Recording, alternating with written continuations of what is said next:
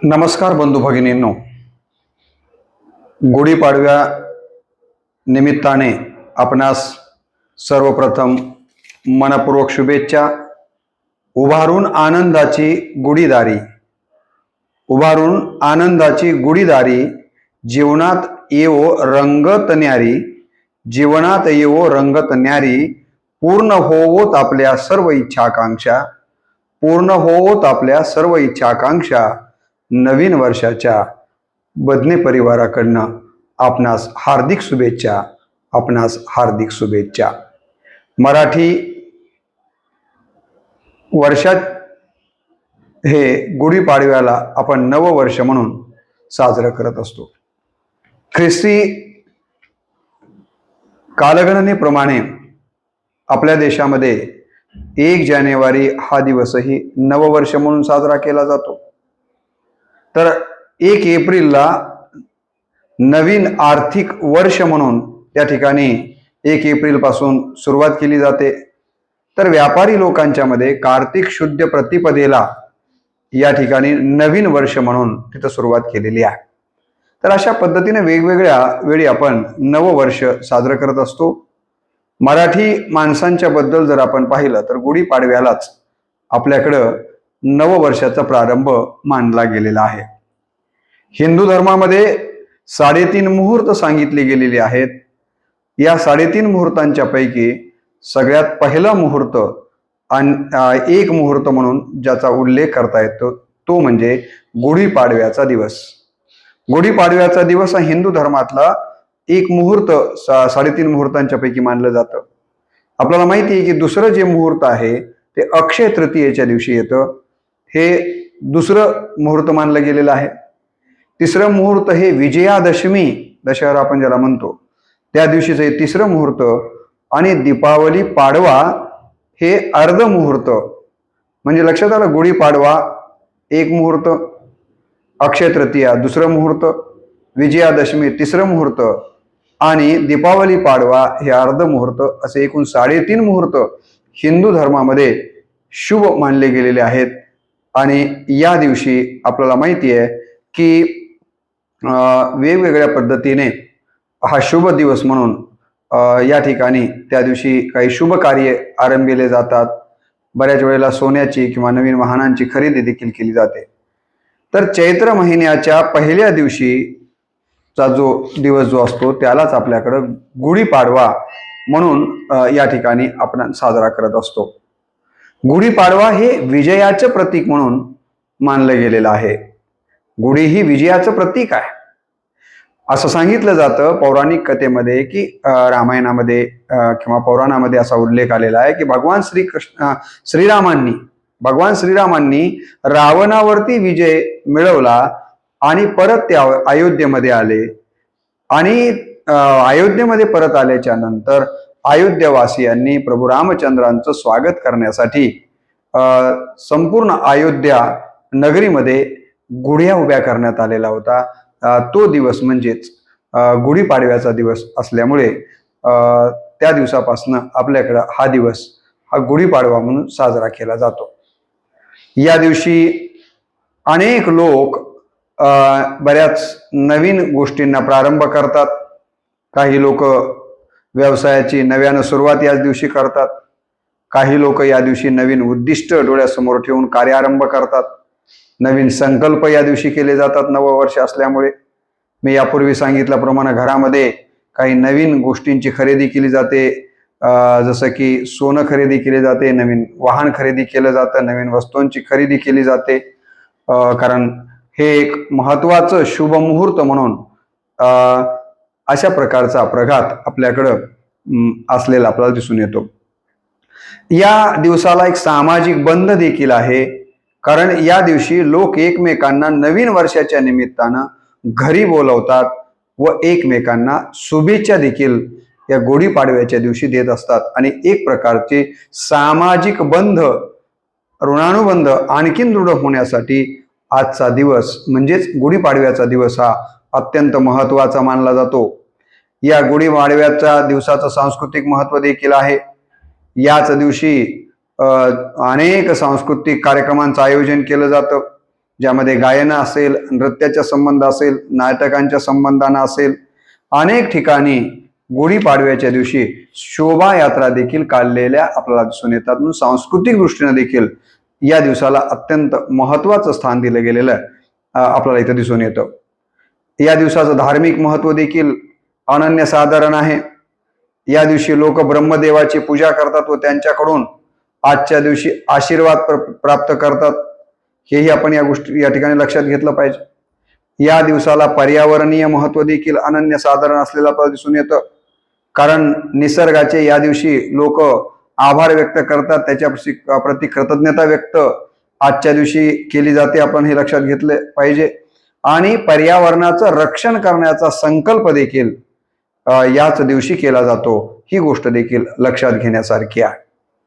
आपल्याला माहिती आहे की या वर्षी हा जो गुढीपाडवा आहे तो 8 एप्रिल 2024 रात्री 11:50 पासून सुरू होणार आहे.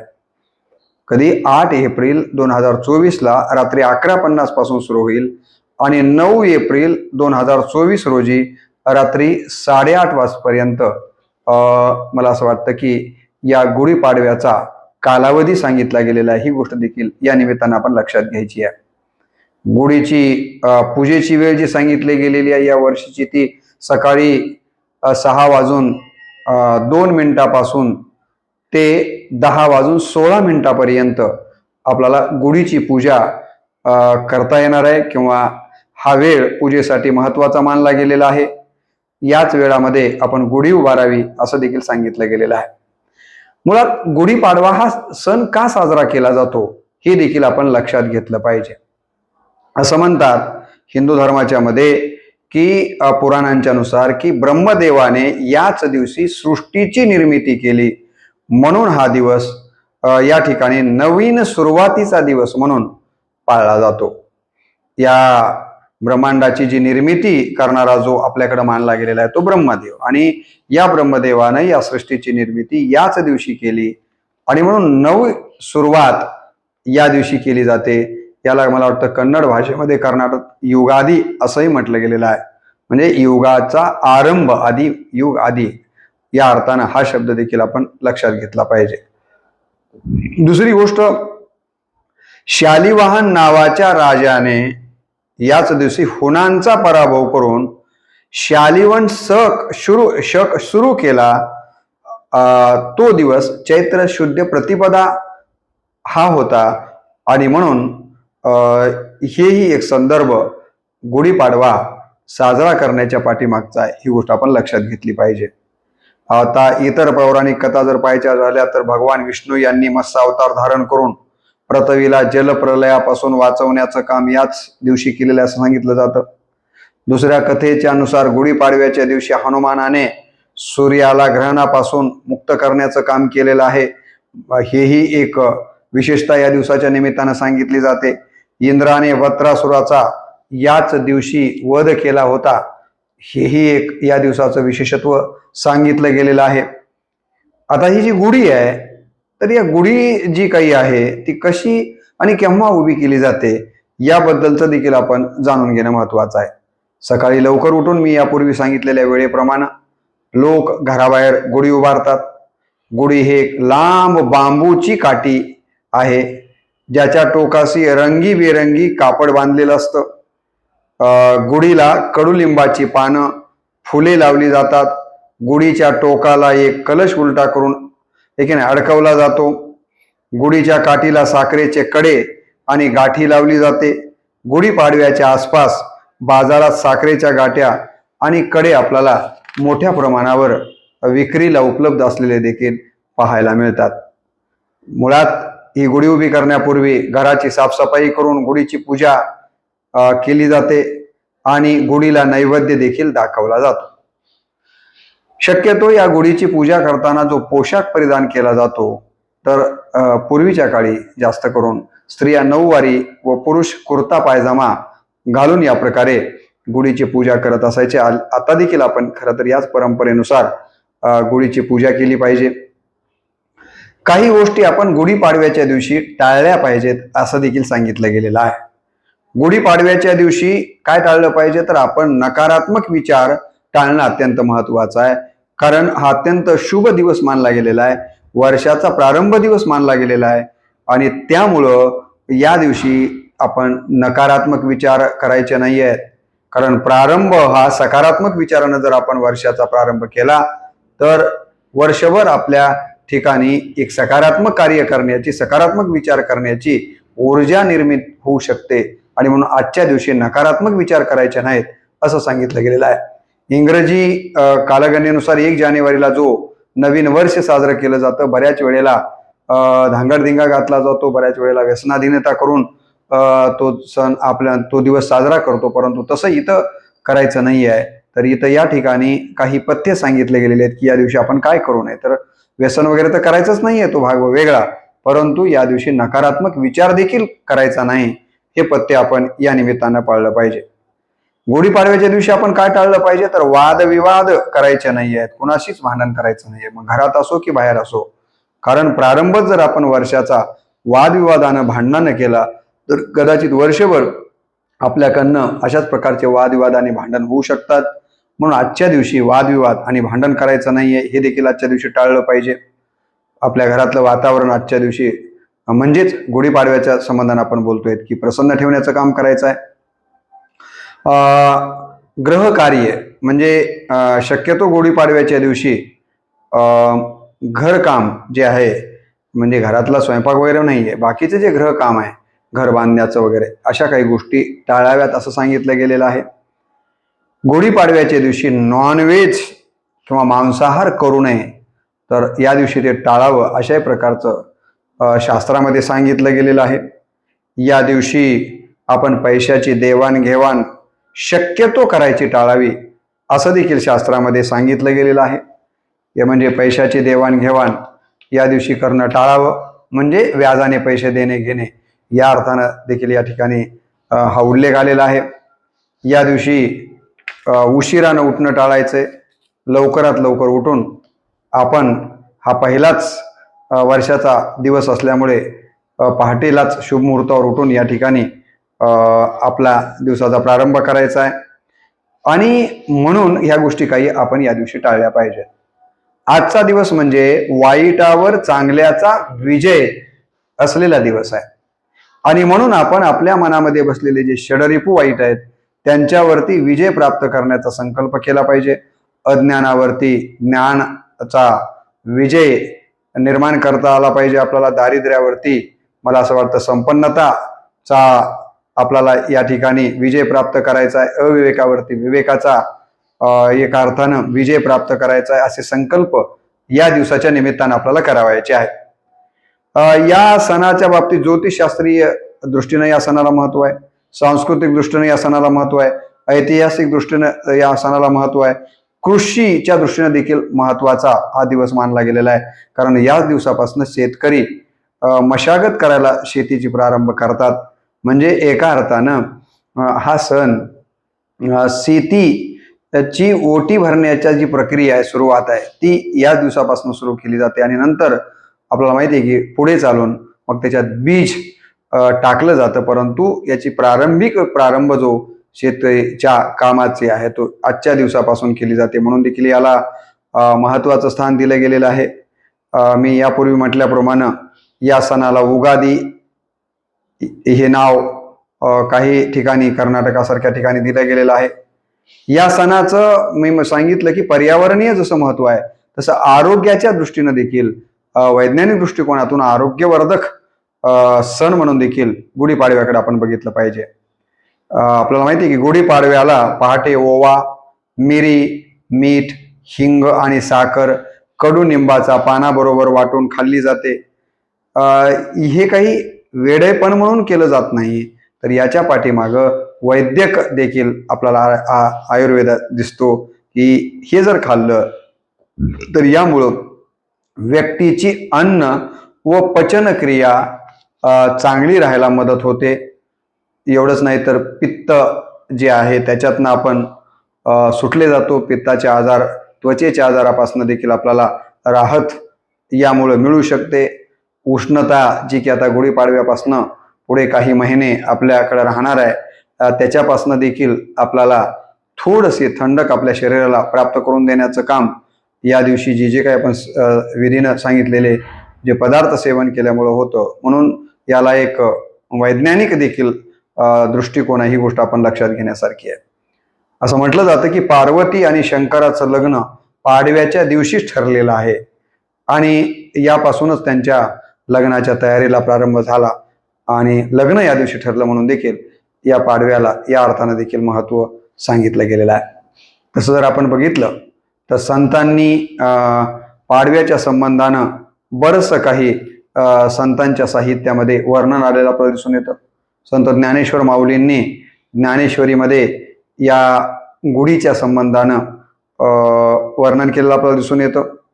माऊली म्हणतात, अधर्माची अवधी तोडी, अधर्माची अवधी तोडी, दोषांची लिहिली फाडी, सज्जनां करवी गुढी सुखाची उभवी. या पद्धतीनं सज्जनां करवी गुढी सुखाची उभवी असं वर्णन ज्ञानेश्वरीमध्ये त्यांनी केलेलं आहे.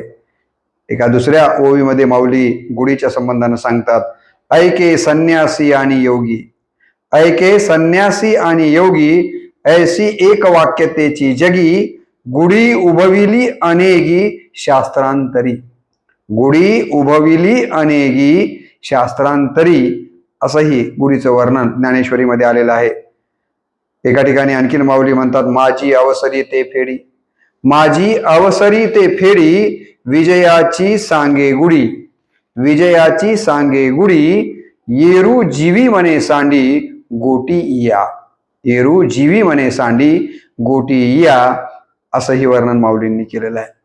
माऊली एका ठिकाणी अभंगामध्ये म्हणतात, माझे जीवीची आवडी, माझे जीवीची आवडी, पंढरपुरा नेईन गुढी, पंढरपुरा नेईन गुढी, पांडुरंगी मन रंगले, पांडुरंगी मन रंगले, गोविंदाचे गोविंदाचे गुणी वेधिले, पांडुरंगी मन रंगले. म्हणून माझे जीवीची आवडी, पंढरपुरा नेईन गुढी या पद्धतीचं या ठिकाणी वर्णन केलेलं आपल्याला दिसून येतं. किंवा संत चोखोबांनी या गुढीबद्दल वर्णन केलेलं त्यांच्या एका रचनेतनं आपल्याला पाहायला मिळतं. टाळी वाजवावी गुढी उभवावी, टाळी वाजवावी गुढी उभारावी, वाट ही चालावी पंढरीची. संत तुकाराम महाराजांनी देखील सांगितलं, पुढे पाठविले गोविंदे गोपाळा, पुढे पाठविले गोविंदे गोपाळा, देवोनी चपळा हाती गुढी, देवोनी चपळा हाती गुढी असं वर्णन केलेलं आहे संत एकनाथ महाराजांनी. तर त्या काळातल्या सगळ्या परिस्थितीच्या अनुषंगानं गुढीबद्दल त्यांच्या साहित्यामध्ये बरंचसं लिहिलेलं आपल्याला दिसून येतं. विष्णुदास नामा यांनी देखील गुढीच्या बद्दल काय म्हटलं बघा. आनंदो माये नगरी उत्सवो, आनंदवो आनंदो माये नगरी उत्सवो, आजी येईल रामरावो, मोतिया तांदूळ कांडिती बाळा, मोतिया तांदूळ कांडिती बाळा, गाती वेळोवेळा रामचंद्र, अजिंक्य जिंकोनी आले कौशल्यानंदन, धन्याजी दीन सोनियाचा, कनकदंड चवऱ्या ढळता ती रामा, विष्णुदास नामा गुढी येसी. प्रभू रामचंद्र अयोध्येमध्ये आल्याचं वर्णन आणि त्यावेळेस उभ्या केलेल्या गुढ्या याबद्दलचं चिंतन या ठिकाणी विष्णुदास नामांनी त्यांच्या रचनेतनं केलं आपल्याला दिसून येतं. बहिणाबाई चौधरी या गुढी किंवा गुढीपाडव्याच्या संबंधानं लिहितात. त्या काय म्हणतात बघा. आरंभ होई चैत्र माशीच्या, आरंभ होई चैत्र माशीच्या, गुढ्या तोरणे सण उत्साहाचा, गुढीपाडव्याचा सण आता उभारा रे गुढी, गुढीपाडव्याचा सण आता उभारा रे गुढी, नव्या वर्षाचं देण सोडा मनातली आडी, नया वर्षाचं देण सोडा मनातली आडी, आता पाडवा पाडवा, आता पाडवा पाडवा, तुम्ही एरये रामवरी लोभ वाढवा वाढवा. काय म्हणतात? या दिवशी बहिणाबाई चौधरी म्हणतात की आपल्या मनात एकमेकांच्या बद्दल जी आडी आहे ती आडी सोडून द्या आणि या पाडव्याच्या निमित्तानं एकमेकांमधला लोभ म्हणजेच प्रेम वाढवण्याचं काम या सणाच्या निमित्तानं आपण केलं पाहिजे. अशा प्रकारचा संकल्प या दिवशी करावा असं या ठिकाणी बहिणाबाई सांगताना आपल्याला दिसून येतात. अनेक स्त्री लोकगीत आहेत, ओवे आहेत, त्यामध्ये देखील गुढीपाडव्याचं वर्णन आलेलं आपल्याला दिसून येतं. गुढीपाडव्याला गुढी उंच उभी करी, गुढीपाडव्याला गुढी उंच उभी करी, खण घाली जर तारी गोपो बाळ, घड घाली जर तारी गोपो बाळ, गुढीपाडव्याला कडुलिंब खाती, गुढीपाडव्याला कडुलिंब खाती, आधी कडू मग प्राप्ती अमृताची. बघा किती सुंदर सांगितले. आधी कडू मग प्राप्ती अमृताची. जर कडुलिंब आपण या दिवशी खाल्लं तर आधी खाताना कडू लागेल, पण नंतर मात्र प्राप्ती अमृताची, आरोग्याची, अशा प्रकारचं वर्णन लोक साहित्यामध्ये आपल्याला पाहायला मिळतं. गुढीपाडव्याला घरोघरी गुढी, गुढीपाडव्याला घरोघरी गुढी, पडू दे माझी कुडी देवासाठी, पाडव्याची गुढी उंच कळकीची काठी, पाडव्याची गुढी उंच कळकीची काठी, चांदीची वरलोटी गोपो बाळाची. अशा प्रकारचं वर्णन या ठिकाणी लोकसाहित्यामध्ये आपल्याला आलेलं दिसून येतं. याच दिवशी मी लहान असतानापासून बघत आलोय की गावातल्या मंदिरामध्ये पंचांग सांगितलं जातं आणि वर्षभरातली पर्जन्यवृष्टी कशी होणार आहे आणि बाकीच्या काही गोष्टी शेतकऱ्यांच्या संबंधानं या दिवशी सांगण्याचा प्रघात देखील आपल्याला माहिती असावा. चक्रधर स्वामी लीळाधर महिमभटमध्ये जे वर्णन केलंय, चौक रंग माळिका भरविलिया, चौक रंग माळिका भरविलिया, गुढी उभविली, असा उल्लेख त्यांच्या साहित्यामध्ये दिसतो. संत एकनाथ महाराज उभावूनी सायुज्याची गुढी, उभावूनी सायुज्याची गुढी, परात परथडी पावले. संत जनाबाई म्हणतात राया प्राप्ती झाली पट, राया प्राप्त झाली पट, गुढी उभवी वशिष्ठ, असं वर्णन संत जनाबाई देखील या ठिकाणी करताना दिसून येतात. आणि म्हणून या ठिकाणी परोपरीनं संतांनी लोकसाहित्यामध्ये गुढी आणि पाडव्याचं वर्णन आलेलं आपल्याला दिसून येतं. या ठिकाणी गुढी पाडवा म्हणजे गुढी उभी करण्याची प्रतिपदा. गुढी पाडवा म्हणजे गुढी उभी करण्याची प्रतिपदा, पाडवा म्हणजे प्रतिपदा असा त्याचा अर्थ. गुढी म्हणजे काठी आपल्याला माहिती आहे आणि पाडवा म्हणजे प्रतिपदा.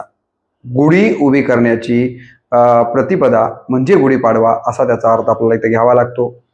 आपल्याला माहिती आहे की पूर्वी पराक्रमी राजाची स्वारी जर युद्धावरून परत आली तर राजधानीमध्ये युद्ध करून यश प्राप्त करून वापस आल्याच्या नंतर त्याच्या आनंद प्रीत्यार्थ गुढिया तोरणे उभी केली जायची. गुढिया तोरणे संतांच्या साहित्यामध्ये देखील आहे की गाती गाणी असा उल्लेख भगवान श्रीकृष्णाच्या संबंधानं, त्यांच्या जन्माच्या संबंधानं वर्णन केलेलं आपल्याला संतांनी माहिती आहे. राजपुत्राचा जन्म झाला, राजकन्येचा विवाह असेल, राजघराण्यात आलेले कोणी महत्वाचे पै पाहुणे असतील तर त्या राज्यामध्ये गुढ्या उभ्या करण्याचे प्रघात आपल्याकडं असलेले दिसून येतात. राजेशाही गेल्याच्या नंतर हे सगळं वेळोवेळी गुढ्या उभ्या करण्याची प्रथा बंद झाली. तरी अलीकडच्या काळामध्ये आपण काही दिवसापूर्वीच प्रभू रामचंद्राची अनेक शतकांच्या नंतर मूर्ती प्राणप्रतिष्ठा झाल्यानंतर गुढ्या उभ्या केलेल्या होत्या. गुढी उभे करणं म्हणजे आनंद साजरा करणं, आनंदोत्सव साजरा करण्यासाठी अशा पद्धतीनं गुढ्या उभ्या करण्याची परंपरा आपल्याकडे आहे. गुढी हे आनंद प्रदर्शनाचं साधन आहे आणि म्हणून जेव्हा जेव्हा आनंद व्यक्त करायचा असतो, परमानंद मोठा आनंद व्यक्त करायचा असतो, तेव्हा अशा प्रकारच्या गुढ्या उभ्या केल्या जातात. खरं तर ही गुढी म्हणजे नववर्षाच्या स्वागताचं निशाण आहे. हिंदू धर्मातल्या मराठी माणसामध्ये जे काही नववर्ष येतं त्याचं स्वागताचं निशाण, चिन्ह किंवा प्रतीक म्हणजे जर काय असेल तर ते ही गुढी आहे. ही गोष्ट आपण लक्षात घेतली पाहिजे. प्राचार्य शिवाजीराव भोसले या गुढीपाडव्याच्या संबंधानं म्हणाले होते. ते असं म्हणाले की गुढीचा सण हा नवसंस्कार देतो. गुढीचा सण काय करतो तर आपल्याला नवसंस्कार देतो. आपण गुढीच्या काठीसारखे ताठ आणि उंच नको व्हायला. हा सण काय सांगतो की आपण गुढीच्या काठीसारखे ताट आणि उंच नको व्हायला. गुढी लिंबाच्या पाना फुलांनी आणि साखरेच्या माळांनी सजवितात. गुढी लिंबाच्या पाना फुलांनी आणि साखरेच्या माळांनी सजवितात. याचा अर्थ आगामी वर्षात जे कडू आणि गोड अनुभव आपणाला भेटणार आहेत त्यासाठी मनाची तयारी असायला हवी. कडुलिंब कडू आहे आणि साखरेचे जे काही हार घातलेले ते गोड आहे. म्हणजे माणसाच्या जीवनामध्ये गोड आणि कडू असे दोन्ही अनुभव येणार आहेत. वर्षाच्या प्रारंभी आपण या दोन्हींचंही स्वागत करायला शिकलं पाहिजे. कडू अनुभव आले म्हणून खचून जायचं नाही आणि गोड अनुभव आले म्हणून म्हणतात ना, गरिबी आली तर लाजू नये आणि श्रीमंती आली तर माजू नये. हेच गोड कडू अनुभव असं आपण म्हणू. तर यातनं हा बोध देखील आपण घ्यावा असं देखील प्राचार्य शिवाजीराव भोसले सरांना यातनं सांगायचं आहे.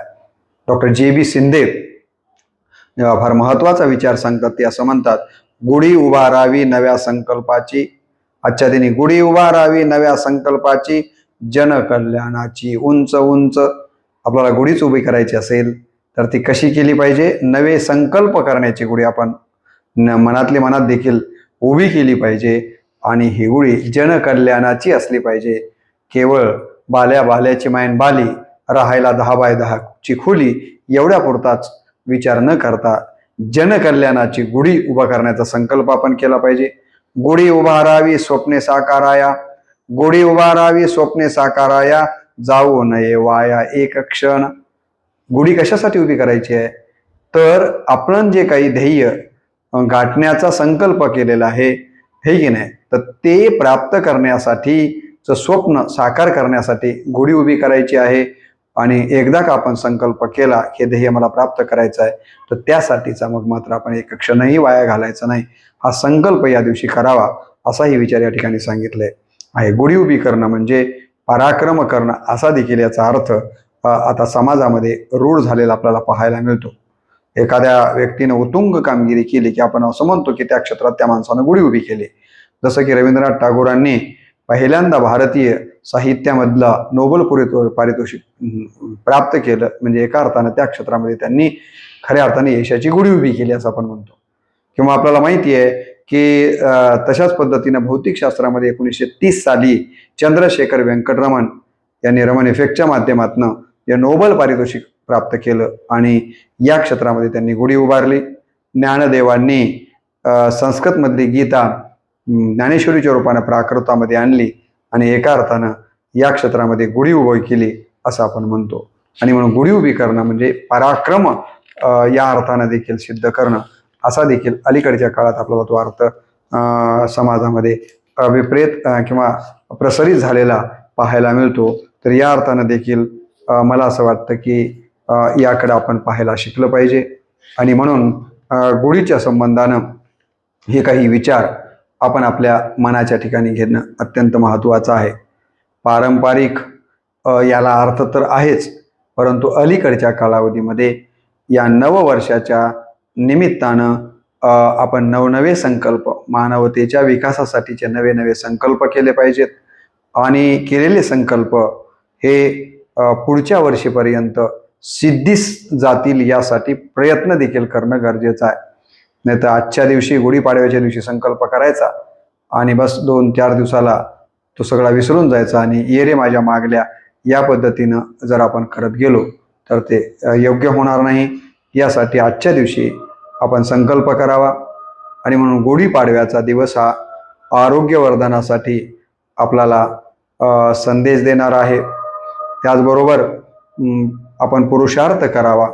आपण आपल्या आयुष्यामध्ये सकारात्मक विचार घेऊन चालावं असे कितीतरी संदेश हा दिवस आपल्याला देतो. आणि म्हणून शेवटी मी एवढंच म्हणेन की चैत्राची सोनेरी पहाट, चैत्राची सोनेरी पहाट, नव्या स्वप्नांची नवी लाट. चैत्राची सोनेरी पहाट, नव्या स्वप्नांची नवी लाट. नवा आरंभ नवा विश्वास, नवा आरंभ नवा विश्वास. नव्या वर्षाची हीच तर खरी सुरुवात. आपल्याला नव्या वर्षाच्या निमित्तानं काय करायचं आहे? तर नवीन स्वप्न आपल्या उराशी आपल्याला बाळगायचे आहेत. त्या दृष्टिकोनातून आपल्याला ते स्वप्न पूर्ण करण्यासाठी जागृत अवस्थेमध्ये सतत कार्यरत राहायचं आहे.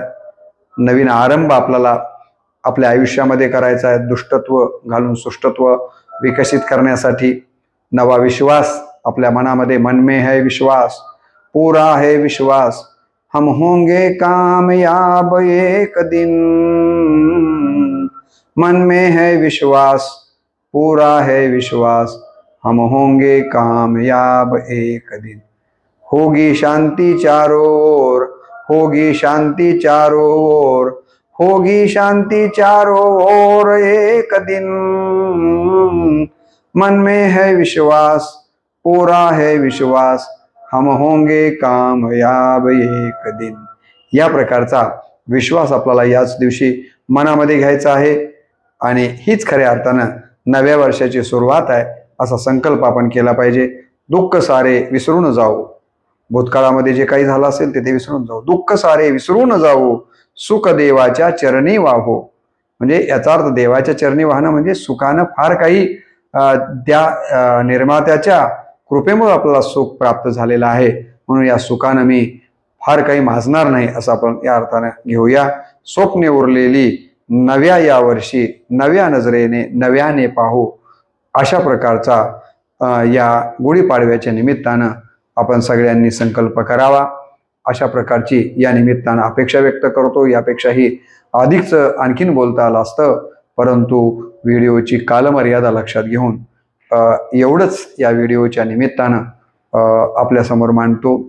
गुढीपाडवा या सणाच्या निमित्तानं पुनश्च एकदा रामकृष्ण बदने या यूट्यूब चॅनलच्या माध्यमातून आपल्याला मनपूर्वक शुभेच्छा देतो आणि आपण हा सण अत्यंत उत्साहाने, तितक्या जबाबदारीने पर्यावरण रक्षणासाठी, आरोग्य वर्धनासाठी, नीतिमूल्य संवर्धनासाठी आणि चांगल्या कामाच्या प्रारंभासाठीचा संकल्प करण्याचा दिवस म्हणून साजरा करावा आणि त्या दृष्टिकोनातनं आपण प्रयत्न करावेत, एवढीच या दिनी अपेक्षा व्यक्त करून मी माझ्या व्हिडिओतील आजच्या वाणीला पूर्णविराम देतो। नमस्कार।